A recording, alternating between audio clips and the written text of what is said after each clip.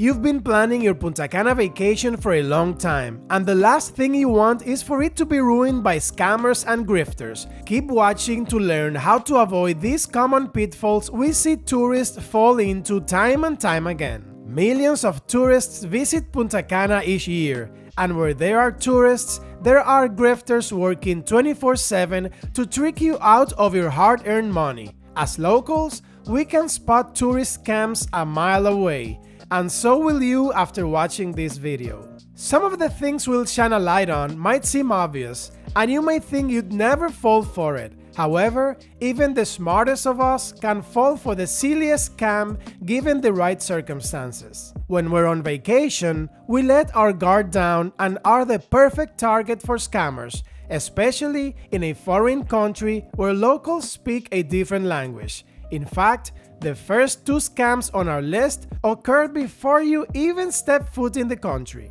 Number 1. Paying for the e-ticket. To enter and exit the Dominican Republic, you must fill out a digital form called e-ticket for migration and customs purposes.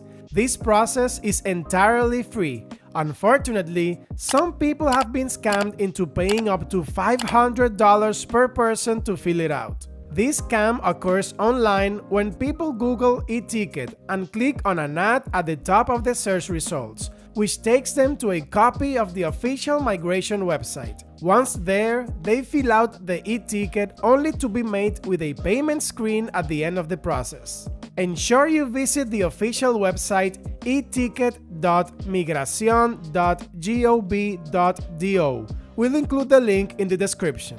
Fake hotel reviews on sites like TripAdvisor, Google, and booking platforms. Staff members in some resorts pressure guests to leave positive reviews. We've seen this practice in a few resorts. Employees will approach you and in a friendly manner ask you to write a positive online review. They can be very insistent, and many people cave to their pressure. We did once, a couple of years ago, but never again. They do this so you include their names in your review, and they get incentives when management sees they've been mentioned, as this indicates they went above and beyond to make a guest happy. This practice completely skews the balance of good versus bad reviews and even disrupts the rankings on sites like TripAdvisor, which many of us use when planning our vacations. When reading good reviews, scan for mentions of specific employees, and if it has them, more likely than not, it is a compelled review. Credit card cloning. We have the mind-boggling practice in the DR of handing out our credit cards to servers to pay our restaurant bills. This creates the perfect scenario for our credit card details to be stolen while our card is out of sight or outright cloned. Ask the wait person to bring the card reader to the table or bring your check to the cashier to pay your bill. Remember that credit card cloning can be done in seconds with a wireless card reader, so keep a close eye on your card whenever someone else handles it. If you need to use an ATM, use the ones attached to banks or inside shopping malls, as they are less likely to have card skimmers attached. Avoid brandless ATMs or the ones on the street or outside small shops. Another good practice is to keep an eye on your credit card use alerts for a few months after using it abroad to catch any fraudulent charges quickly. As a local, I've had multiple cards cloned, and because I check my alerts regularly, I was able to notify my bank and have them blocked. Friendly ATM helpers. Speaking of ATMs, beware of people offering their help when using the ATM. You may be confused by the ATM prompts in Spanish and might be tempted to accept a friendly stranger's help, but don't. Buying tours from sketchy vendors. Oops, sorry, let me get that straight for you. While many of you prefer to stay within the confines of your all-inclusive resort in Punta Cana, others like to go out into town to experience more of the local community. A time-efficient and safe way to visit places other than your resort is going on tours and excursions. However, not all tour vendors and providers are the same. We recommend booking your excursions online before you travel for greater variety, lower prices, and better quality control, as you can read reviews and compare different vendors. Safe websites include puntacanatours.com, TripAdvisor, Viator, and large booking engines like Expedia. If you wait until you're in the country to book excursions, do so through the hotel's tour desk. You'll have fewer options and higher prices, but the hotel has vetted the providers, and you're more likely to have a better experience overall. Avoid booking tours in random shops in town or with ambulatory beach vendors.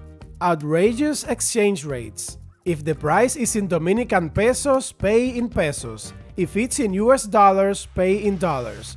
Avoid leaving the conversion rate up to the store you're buying at all costs, as they will use one that highly benefits them and hurts you. If a price is in pesos and you pay with dollars, they will use their set exchange rate and give you your change in pesos. For example, let's say you pay for something that costs 100 pesos, which is about $2 with a $20 bill. Today's official exchange rate is around 57 pesos per dollar, but the store's is 47 pesos per dollar, so your money is automatically worth 18% less. Furthermore, as they will give you change in pesos, you'll not only lose 18% of $2, but the whole $20. You can exchange foreign currency, usually US dollars and euros, in currency exchanges, local banks, the airport, and your hotel.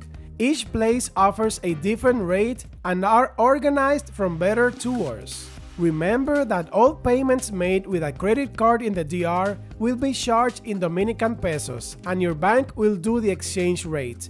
This rate is usually higher than if you exchange your money in the DR, but is inescapable to all credit card payments.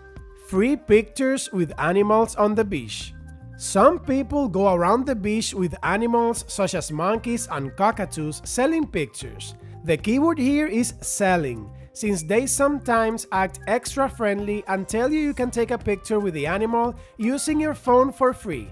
After you take the picture, they will charge you a certain amount in an intimidating manner, and to avoid confrontation, most people pay them the money. Ensure you get a firm price before using this or any other service. Don't accept anything claimed to be for free when outside your resort. This modality is also used in gift shops with small things like bracelets. After you put it on, they push you to buy it even though they said it was a gift. Faraway hotels and Airbnbs. When you hear the words Punta Cana, you think of white sand and turquoise beaches and assume any property in Punta Cana is just steps away from one. Make sure the listing clearly states how far away from the beach it is located, as some owners will only say minutes away from the beach and leave out the fact that it's a 40-minute drive away. On the other hand, there are resorts in Punta Cana that are not on the first line of the beach, and you need to take a golf cart or train to get there and back. While this in and of itself is not a scam, some hotels are not upfront about the fact that the property is not beachfront. Ensure you read the hotel's description in detail and the reviews if the beach within walking distance is important to you. Sankey Pankies.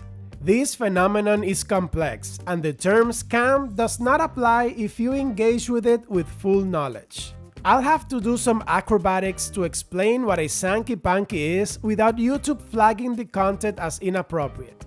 A Sankey Panky or Sankey is a professional male lover. They solicit on beaches and even on resort property, where they have agreements with security guards who let them in. If you spot them for what they are and decide to engage with them, it's okay. The problem arises when they prey on vulnerable people who don't know they're professionals and trick them into falling in love with them and can even continue a relationship after the tourist has gone back home. They then might attempt to ask for money to be sent to them primarily by wire transfer, often using elaborate stories of need involving, for example, sick relatives. A Sankey's ultimate goal is often to obtain a marriage visa to the tourist's native country and marry the tourist before abandoning them. Ultra-expensive resort shops. Please keep in mind that shops inside the resorts are super expensive. Some even boast a duty-free status, but we assure you, you'll pay more than a premium at any of these shops. They are super convenient since they're on resort property, but if you want the best bang for your buck, go into town to buy your souvenirs. If you want to avoid paying through the nose in resort shops, watch this video on what to pack for Punta Cana so you can bring everything you need.